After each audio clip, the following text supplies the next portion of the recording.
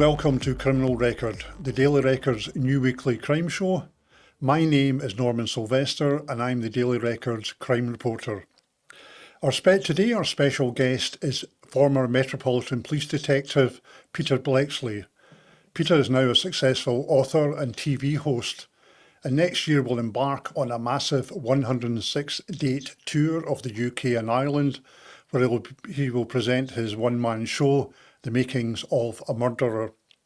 The second half of each show will focus on the unsolved murder of Nairn banker Alistair Wilson in November 2004. You may also know Peter from the hit Channel 4 series Hunted, where he played the role of the chief. Peter, welcome to Criminal Record. Tell us about the murder of Alistair Wilson and why it so fascinates you. Certainly. Well, it was just after 7 o'clock on Sunday, the 28th of November, 2004.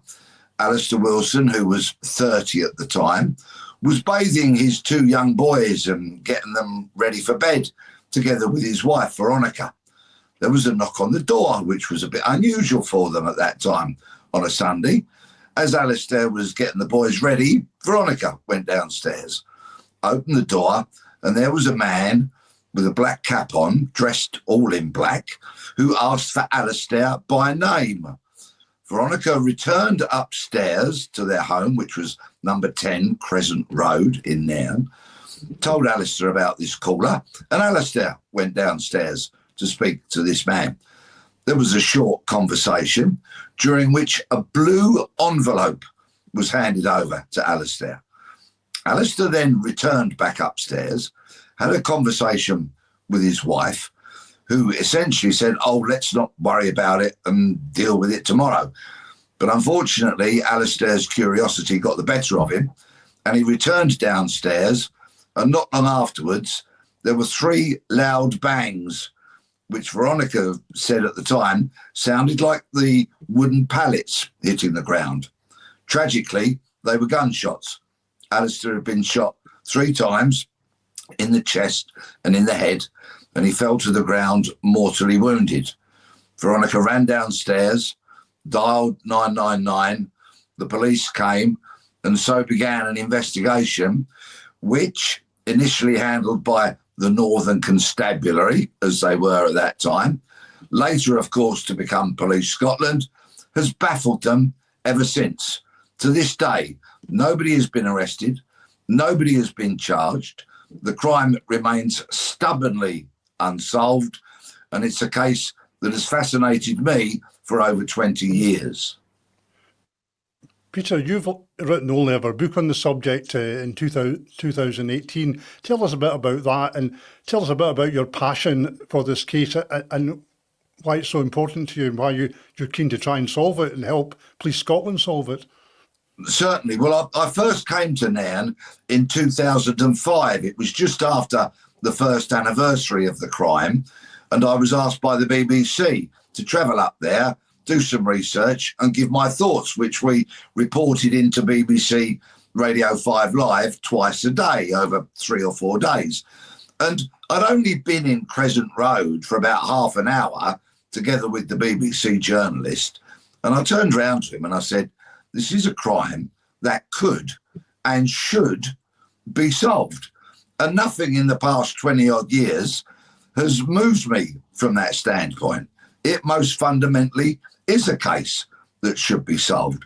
And so began my interest, my fascination with this crime. I was as much baffled as to why it hadn't been solved as I was by some of the circumstances around the crime. And that is why, to this very day, I continue to travel to Nairn frequently. As you can probably imagine, over 20 years, I've gathered a lot of reliable, courageous sources who trust me because I'm in this for the long haul. In 2018, my book, To Catch a Killer, was published, and I know that that prompted Police Scotland into doing more work. And quite frankly, I'm never going to give up. You were saying that, detailing your involvement literally from day one. There's been quite a number of various different investigations. There was one by the original Northern Constabulary, and that subsequently passed to Police Scotland. And we know from September last year, the Lord Advocate has ordered a fresh investigation into the circumstances, basically a kind of root and branch reinvestigation of the original case. Why do you think this has baffled police? Why do you think the various police forces, various senior officers have struggled with this case? Why do you think that this is proving such an elusive one to solve, given that Police Scotland do generally have quite a good detection rate with murders? Because from day one, the police have got it wrong. And let's look at day one, if we may, that fateful Sunday night.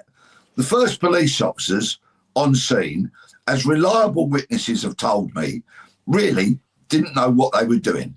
At one point, the first two uniformed police officers to arrive outside 10 Crescent Road were both on their phones, where they should, in fact, have been controlling the scene. Who had access? Who was able to go to Alistair and try and give him help? Who could enter the crime scene? But no, there was none of that.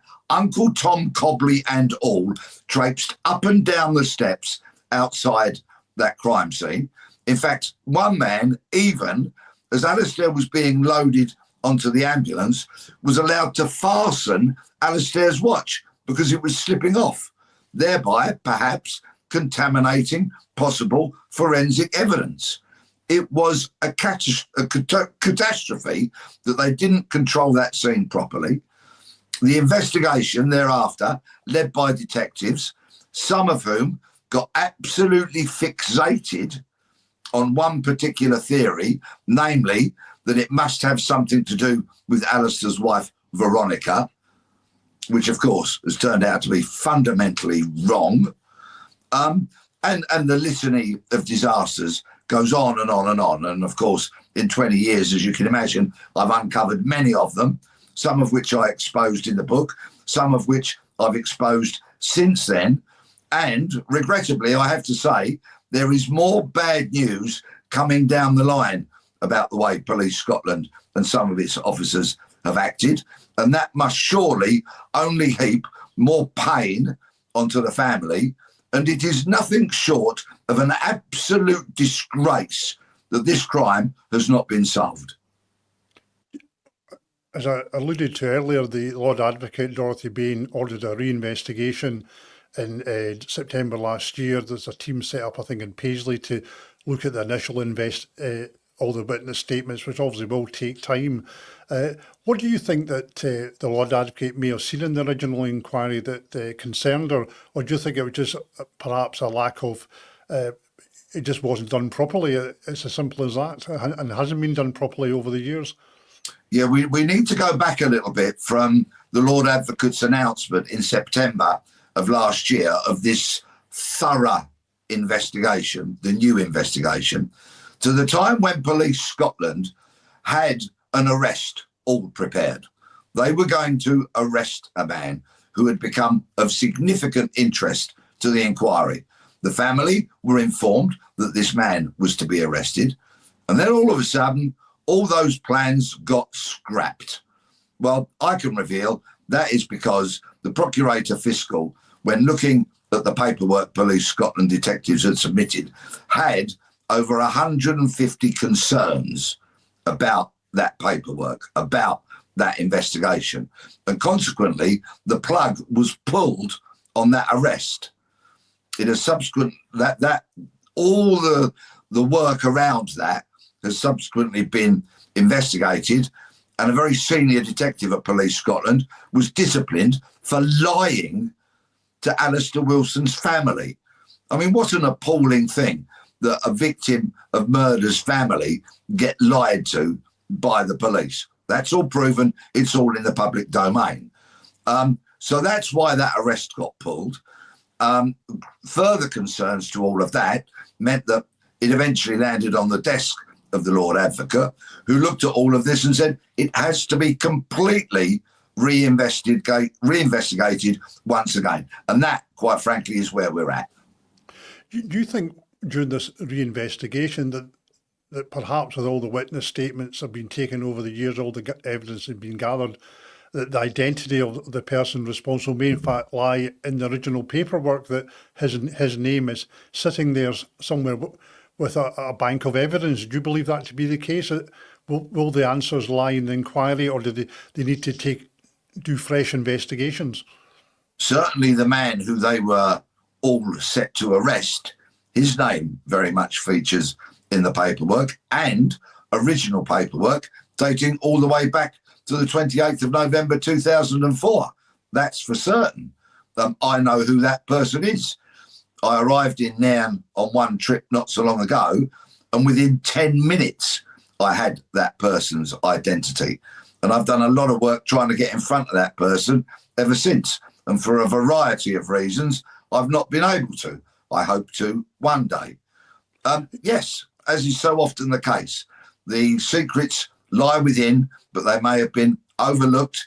The team chased different theories, and consequently, it took the best part of 20 years before they suddenly decided, oh yeah, maybe we should arrest this man. But of course, they haven't. You've identified a suspect in the murder. What can you tell us about him?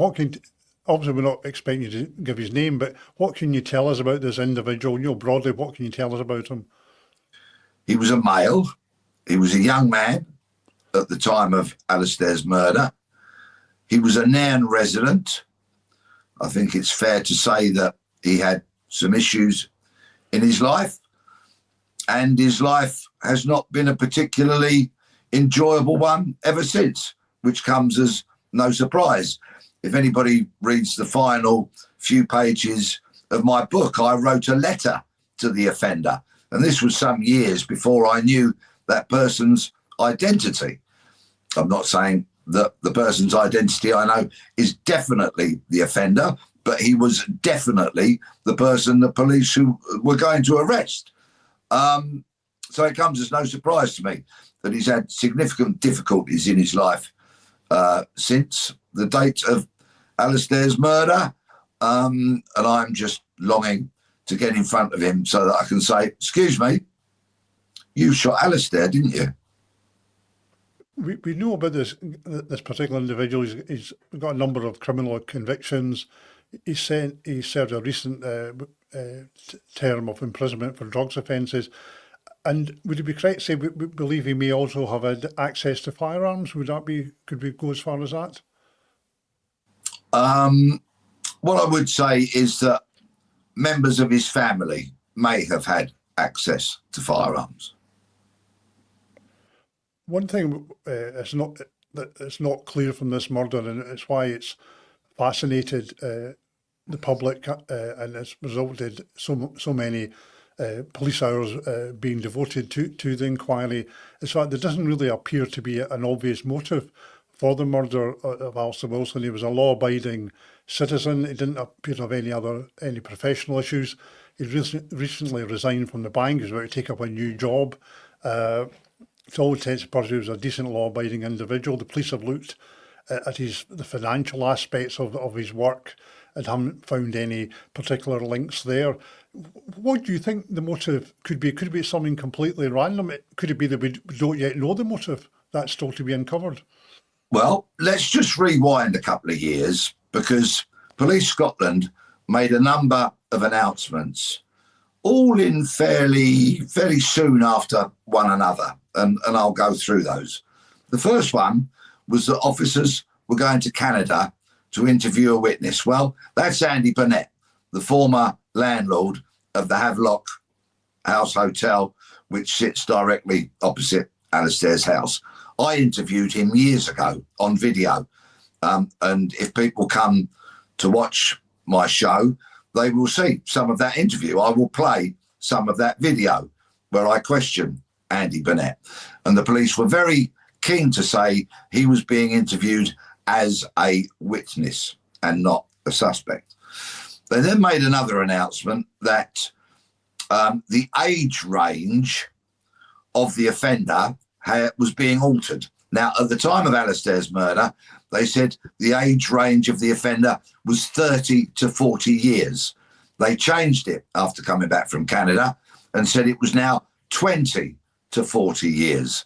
That would fit in with the man that I know the police were going to arrest. He would fall into that amended age bracket. The next thing they said was that 2 people were seen near the beach, possibly in possession of a gun. Okay, I haven't been able to necessarily bottom that sighting out at all. They then said that the motive for the murder, as they were concerned, was around the decking application, which was a retrospective decking application that Andy Burnett had to make after he'd already laid the decking on an area outside the pub. And then their last announcement in that year was that pub chat may hold the key to Alistair's murder. So when you put all those 5 things together, those 5 announcements, it is, of course, glaringly obvious to somebody like me who it is they want to speak to, who it was they were going to arrest. And they were clear the motive was the decking.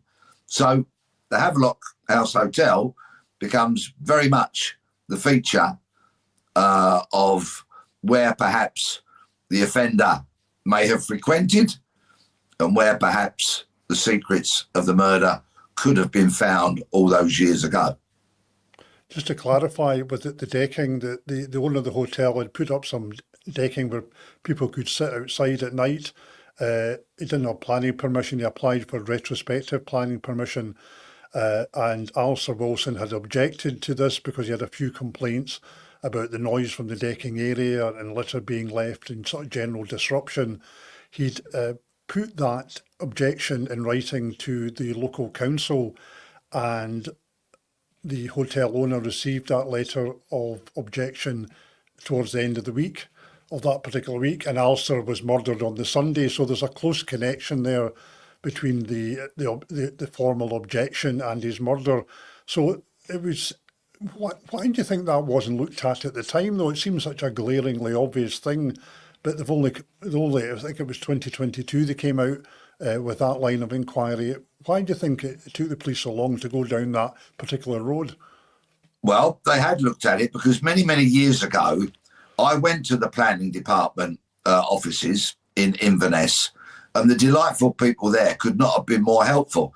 And they opened the files and let me take copies of all the paperwork relating to it, including Alistair's very prickly letter of objection that he wrote to the planning department about the decking. Alistair was quite understandably upset about this because people would gather almost within spitting distance of his front lounge and drink and be noisy and smoke, and there'd be broken glass and other litter and general kind of disturbances which Alistair was very unhappy about. When I looked through that file, I found on a post-it note the name and telephone number of a police officer from the original inquiry team. So they'd obviously gone and looked at it. I don't know if they'd taken copies. They certainly should have done. I did, and then I have those copies to this day. So they'd looked at it, but whether they'd granted it any significance or not, I don't know. Maybe we'll find out one day. One of the big mysteries of this investigation is the incident prior to the shooting where the suspect calls at the house. He speaks to Veronica. He speaks in 2 separate occasions to Alistair, and one of these occasions he presents a blue envelope with the name Paul written on it, and then he during the period that he's at the door, he carries out the shooting. So it's not an immediate act. There's a bit of toing and froing with between Alistair and Veronica, and then the fatal shooting takes place. What do you read into that? Because the suspect's at the door for several minutes. What did you read into that? The fact that the shooting didn't take place immediately. There was this delay in conversations at the door and passing of this particular birthday-style card envelope. Yeah, everything about those circumstances tells me this was not a professional assassin. This was somebody unused to this kind of thing. It may even have been somebody who was trying to summons up the inner courage before they carried out their murderous act. The reason it wasn't professional was, as you pointed out, the amount of time this person spent on the doorstep, the exchange of the envelope, which if it had been retained could have been a treasure trove of forensic evidence, the conversations, the type of weapon that was used is not the gun of a professional assassin, and much more. I pestered Police Scotland for years and years to release details of this envelope, because there was a lot of wild speculation going on in the media about the size of the envelope, the colour of it, the shape of it, and all of that. And it took years eventually before they did go public with that envelope, and they did declare that the name Paul had been written on it. Now, I will say no more than this, but this is a fact. The man who the police were going to arrest has a relative called Paul, who I have spoken to. I'll say no more than that at this stage. Earlier we mentioned, Peter, you've got a tour coming up. It's of the UK and Ireland. It's the show The Makings of a Murderer. It starts in January and goes right through to November. You've got 6 dates, I believe, in Scotland: Glasgow, Edinburgh, Dundee, Greenwich, Arbroath. Tell us a bit more about that, you know, and how can people get tickets if they want to come along and hear your show and hear your further views on the Alistair Wilson murder. Thank you very much. Yes, when it comes to murder, I have a unique kind of set of experiences. Namely, as a detective, I solved some murders. As an undercover detective, I pretended to be a murderer, and people went to jail for conspiracy to murder as a result of my undercover work. And then thirdly, and most unpleasantly, I became the subject of a murder plot because of my undercover work, and I had to be hurriedly parachuted into the witness protection program, which was a very unpleasant experience. So those kind of things coupled together make my circumstances unique. In the first half of the show, I'll be talking about those together with some other tales of working undercover, solving murders. And then after the interval, the second half of the show will be completely dedicated to my work on Alistair's murder, which is very much ongoing. There's going to be a lot more announcements, and I will have to keep updating it as news breaks, both perhaps this year and next year. The only thing that will scupper the second half of my show would, of course, be if somebody was charged with Alistair's murder. And to be perfectly frank, I'd be delighted if that were to happen. I have a second part of the show all lined up and ready to go if those circumstances ever arose, but I fear perhaps they won't. It's important in all this we don't forget the victims in this murder, which is Alistair's wife Veronica and his 2 sons, who are now both grown up but were young children at the time. Just tell us a bit about that. It's important we don't forget Veronica and the 2 boys. We can't begin to imagine what they've been going through all these years. They were 3 and 4 at the time that their dad was murdered, and my 2 young boys were about the same age. So it's particularly chimed with me, and I have been known to get uncharacteristically emotional at times when I stop and think about everything that those boys were denied courtesy of this gunman shooting their dad. They've had to grow up without their dad. I can only imagine how challenging life must have been for Veronica, because there were some wicked, pernicious rumours and gossip that went around Nairn about Veronica. And my thoughts remain very much with the family. Not only have they had to suffer everything that I've just spoken about and the unimaginable loss of husband and father and the gossip and the rumours, but they've been treated quite abysmally by Police Scotland. And sources tell me there's more to be revealed about that. And quite frankly, everything I do in my writing and broadcasting has been for victims, to try and nudge the police to do more, to go that extra yard or to re-examine what they've done with not only this case, but other cases. I'm all about victims, and I can only imagine the hurt, the distress that they've been through and probably still go through to this day. Finally, Peter, what do you think the police need to do to get a breakthrough, and would you be willing to meet with the inquiry team to give them your views and take on the investigation? I met officers from Police Scotland in Nairn many, many years ago. Just the one meeting. It was one-way traffic. I told them everything I knew. They told me nothing. They kind of... It wasn't a very fruitful meeting. I've sent them emails over the years. I've had nothing in return. There's never been any kind of two-way street. And I'm not asking for secrets. Of course I'm not. I would have appreciated sort of courtesy and cooperation, perhaps. But that was very thin on the ground. It's quite simple what Police Scotland need to do. They need to do their job properly. They might need to be a bit inventive, which is what proper investigations often are. They might need to be creative, because I still firmly believe, and forgive me for repeating this, but my thoughts are exactly the same as they were in 2009. Alistair Wilson's murder could and should be solved. Thank you, Peter. Thank you for joining us, and thanks to our audience for tuning in to Criminal Record. If you have a question for the team, you can email reporters@dailyrecord.co.uk with the subject line Criminal Record. We will be back next week. In the meantime, you can subscribe to listen to the podcast on Spotify or Apple Podcasts by searching for Criminal Record, or you can watch it each week on our YouTube channel. Thank you very much.